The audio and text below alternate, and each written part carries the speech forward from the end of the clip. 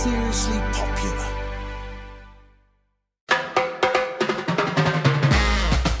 Hello. Welcome back to MAGAland. We are almost at the 100th day mark. Kelly, how are you feeling?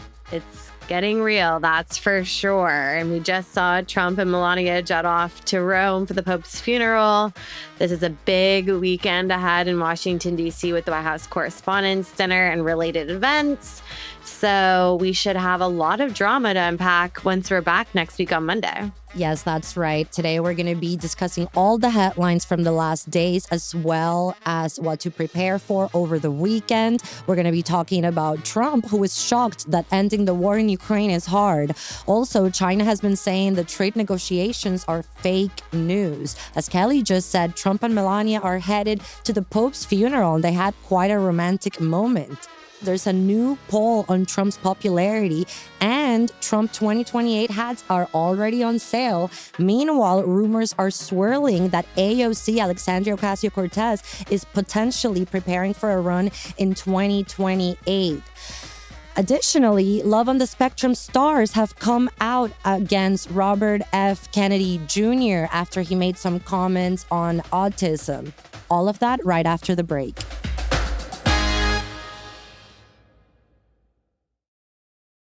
Welcome to MAGAland.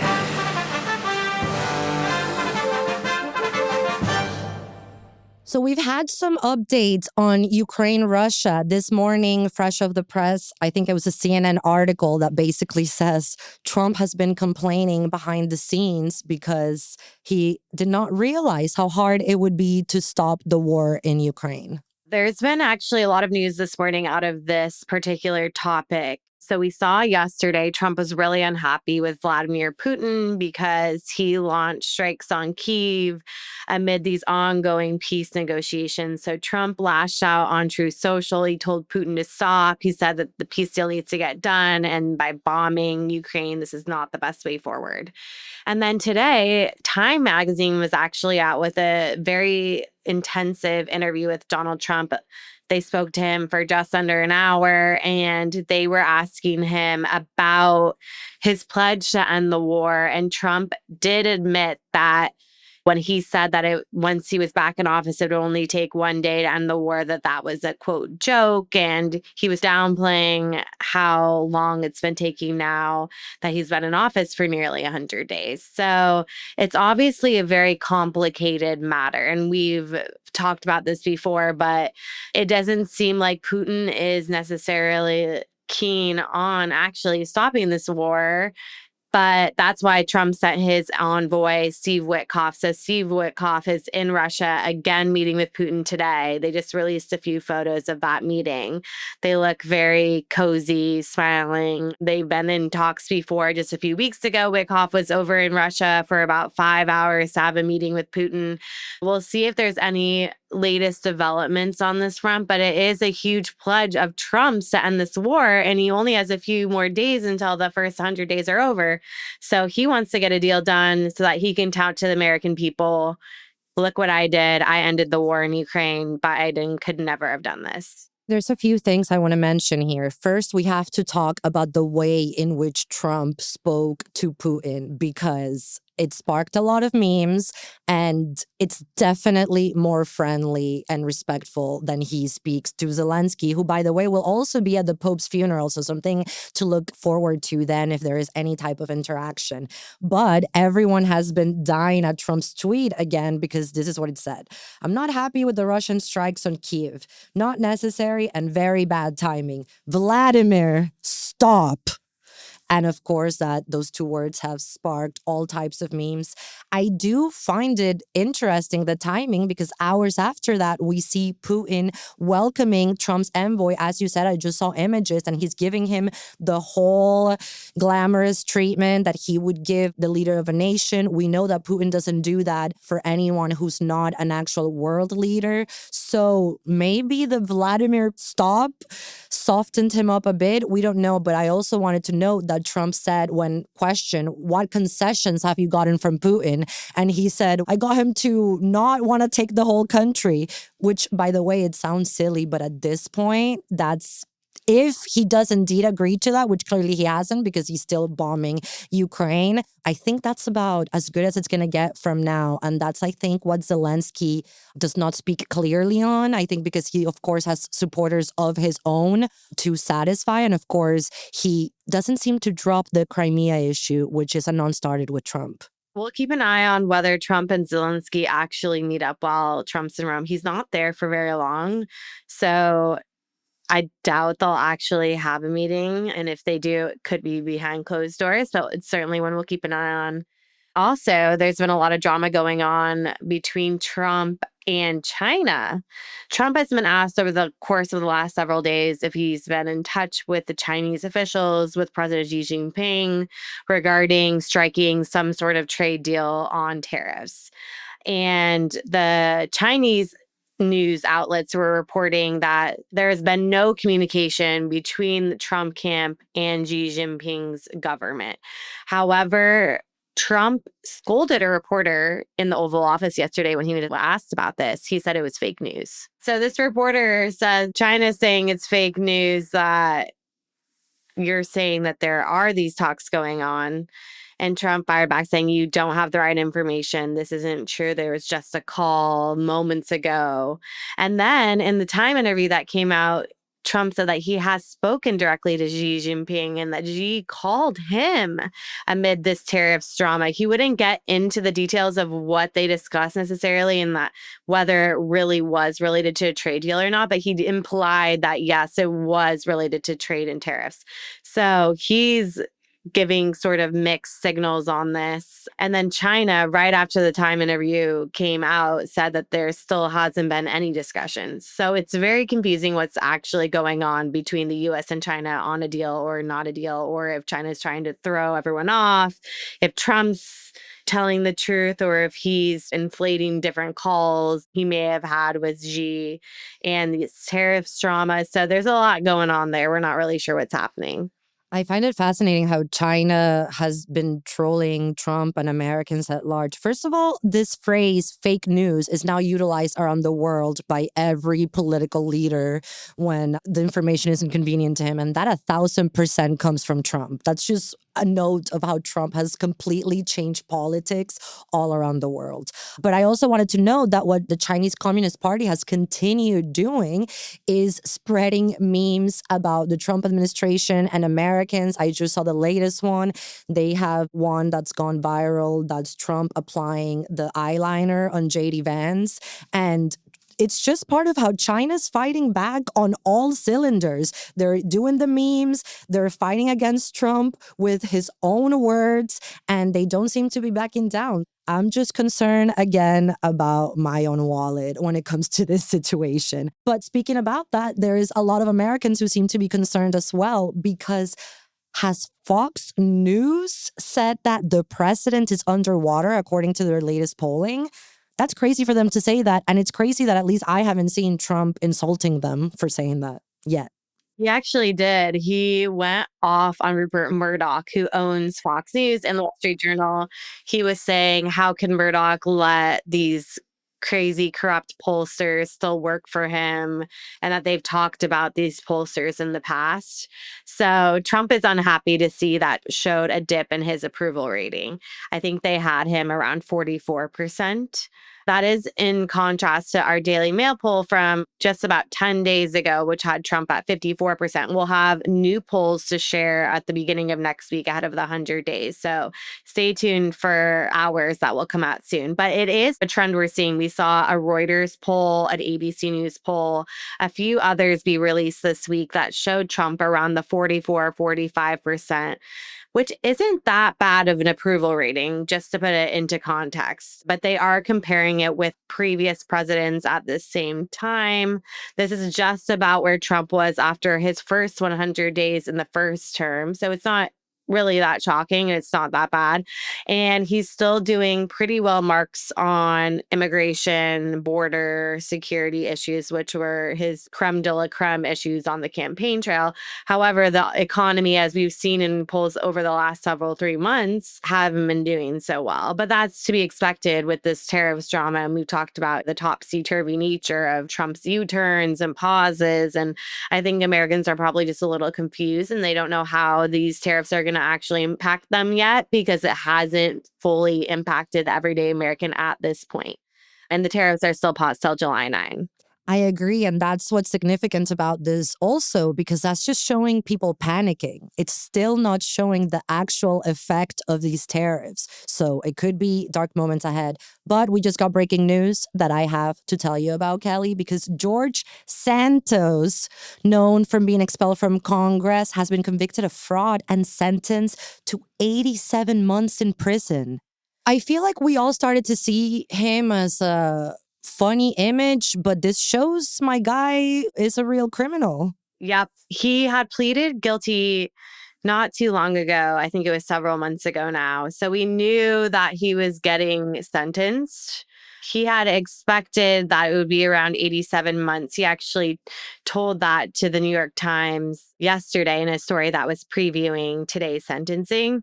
And actually, prosecutors wanted a lot more time for him. I guess because of his guilty plea, he struck some sort of deal, so it would be less time. But these are very serious campaign fraud violations that were shown in court. And we saw the sort of flamboyant nature of this case when he was talking about purchasing Hermes bags and getting Botox. And he was in all these sort of shady deals with his staff to hide some of these violations and use campaign money and donors' money, which should be going to electing candidates.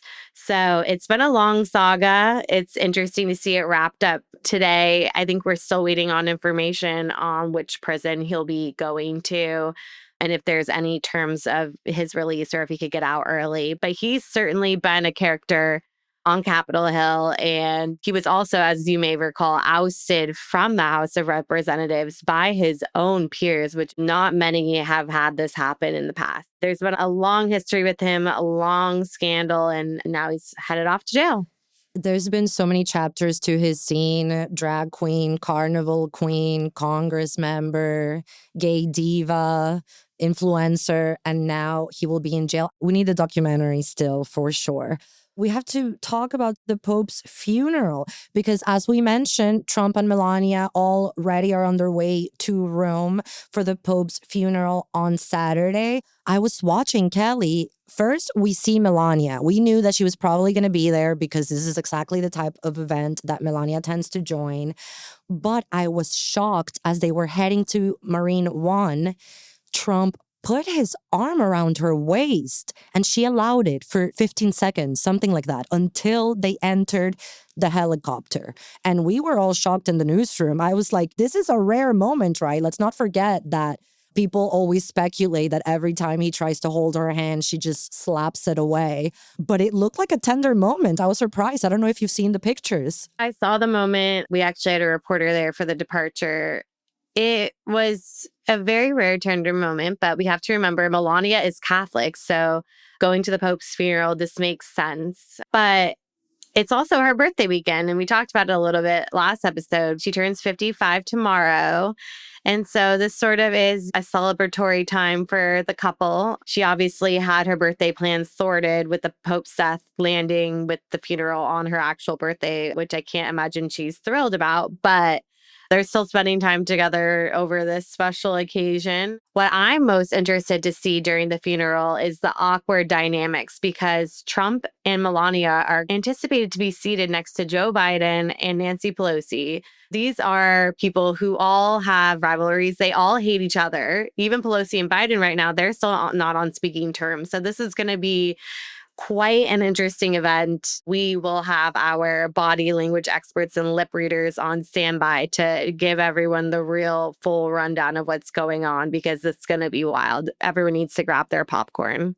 Nancy Pelosi better be armed with a rosary because she's going to be in the room with Trump and Biden, who both loathe her at the moment. Most hated person at that funeral. Also, we reported that Trump doesn't have great seats because in this Vatican context, of course, it's the Catholic leaders who get the seats that usually the president of the US would get. So I wonder how Trump is going to react to not being first row. It's going to be interesting to see it all shake out and to just get eyes on that room because the dynamics, the rivalries, it's going to be uncomfortable. It's a long service. There's so many world leaders going. We already talked about Zelensky heading over. We know that Prince William is going to be there. Perhaps Kate, we'll see. So the king is not going. King is not going, I think probably because of his health issues. So William's going in his place.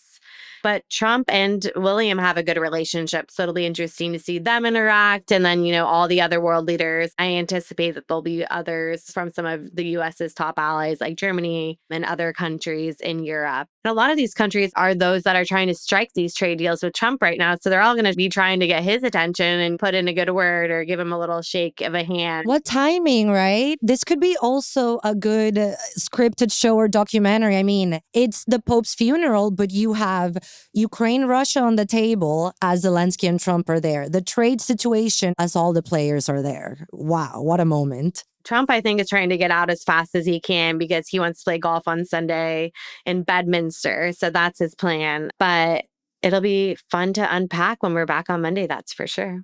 That's right. We're going to be right back after the break to talk more MAGAland.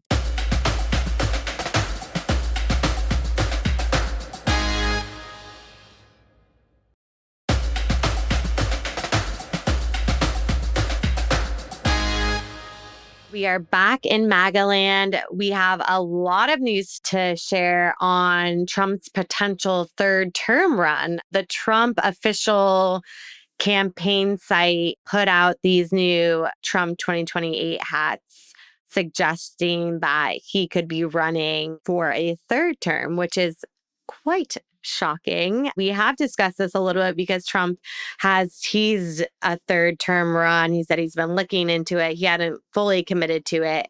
But Caroline Leavitt actually was asked to address this today. Caroline shot down any notions that Trump's seriously considering this. She was saying that the hats, although they are flying off the shelves, it doesn't necessarily mean that he's taking it seriously. But the MAGA movement leaned into it. We saw Eric Trump wearing one in his office. Elon Musk retweeted it. There have been AI versions of Trump 2032. So that would be in 8 more years, which is crazy. I think it's good marketing on the part of the Trump camp because people obviously like to lean into this lure. Yeah, they do like it. And that freaks me out a lot as someone who comes from a country that became a modern dictatorship. I got a little freaked out when Elon retweeted because people were saying 2028 and he actually retweeted the hat that says 2032 and said, think ahead. Even though, again, he's almost 80 years old. Nobody's thinking about that. He's getting up there in age, so there's only so many years left. And I imagine that he would want to enjoy some of his time away out of government at some point. But I think what's more concerning about a potential dictatorship in the US is that AOC is teasing a run for president. And she's out with this new ad, and it looks very eerily similar to a campaign ad. Let's take a listen. Idaho, I am so touched being here. I'm a girl from the Bronx. To be welcomed here in this state, all of us together, seeing our common cause, this is what this country is all about. Don't let them trick us into thinking we are enemies. Don't let them trick us into thinking we can be separated into rural and urban, Black and white and Latino. We are one. As we know, AOC is the socialist darling, and there's been a ramp up of speculation that she's going to be entering the 2028 race. Right now, it looks like she's sort of in a head-to-head. Gavin Newsom and her are sort of the top emerging candidates that could shake up the Democrats' field. She's leaning into it with this ad, and she's really been in the limelight right now. We saw that she's challenging Chuck Schumer. She's doing this oligarchy tour with Bernie Sanders, where she's going into red states and red districts to try to rally voters to get to the Democrat side. And so I think it's possible for sure. Is she old enough yet? Because she wasn't until recently. But people are saying that she's for sure running. She must be. Yeah, she's 35 now. Just old enough. 1,000%. I mean, that populist ad. And yes, speaking of dictatorships, that's the same on the other side. Horseshoe theory. Then on the far left, we have AOC with a lot of the same talking points, but different ideas on how to resolve them. But we have to note Bernie Sanders is going to the oligarchy rallies in a private jet. Yep. He and AOC were busted coming off of a jet that was estimated to be about $7 million. So, as we see once again, politicians love to talk the talk, but they don't always walk the walk when it comes to what they supposedly believe in. So, these two green warriors who hate everything to do with oligarchs, Trump, and big millionaires, they're doing just that. They're leaning into it and they're taking a private jet. So, it's just another day in DC, I would say. The next thing I wanted to talk about, it's quite dear to my heart because I'm obsessed with Love on the Spectrum. We talked a little bit last time on the show about some of the stars talking about Robert F. Kennedy's comments regarding autism. Now we have more people from Love on the Spectrum, especially James Jones posted something on Instagram. James is one of my favorites. Let's take a listen to what he said. Recently, Robert F. Kennedy Jr. made several remarks about people who have autism or similar neurological conditions that I found to be extremely ignorant and, to be purely frank, downright offensive. I am old enough, I am of sufficient age that I can remember a time when society did not have a very thorough understanding of autism or similar forms of neurodiversity.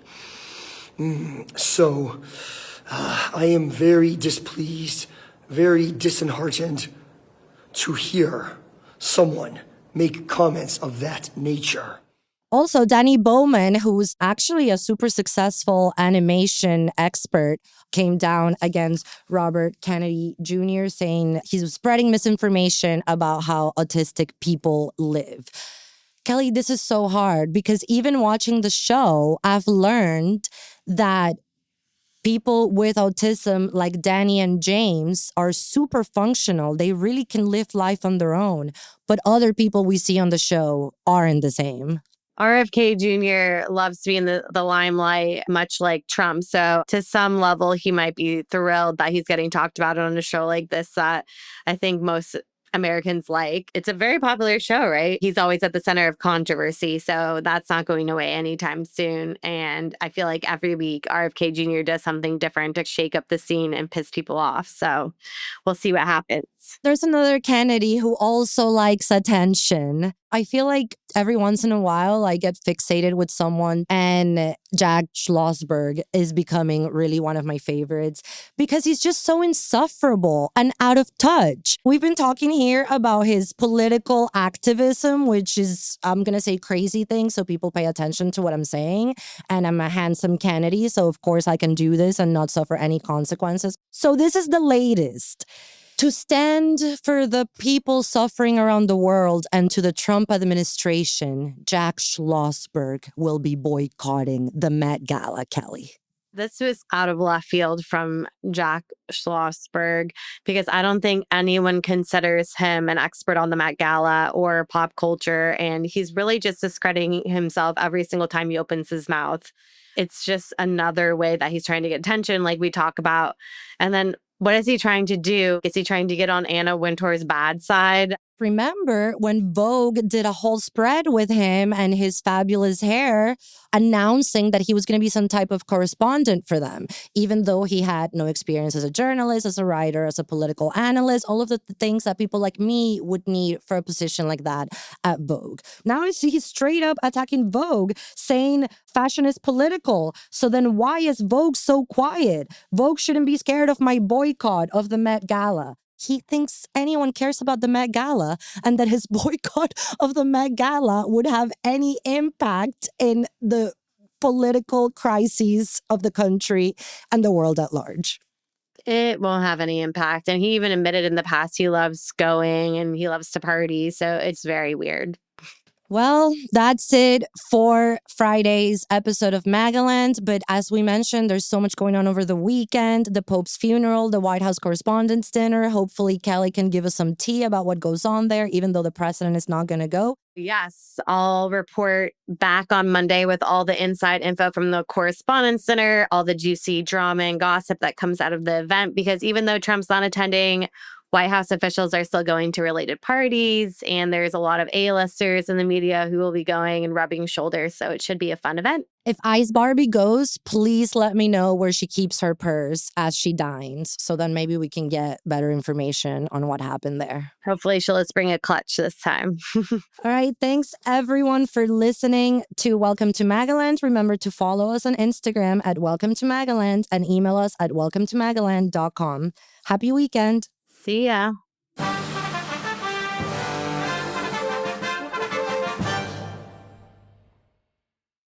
Out now from the Crime Desk, the home of arresting podcasts. Listen to our brand new high-stakes investigative series, Heists, Scams and Lies, unraveling the mystery behind the biggest domestic burglary in British history. We've covered this incredible story since the day it broke, almost 5 years ago. It takes us from one of London's most exclusive streets to some of the roughest in Central Europe.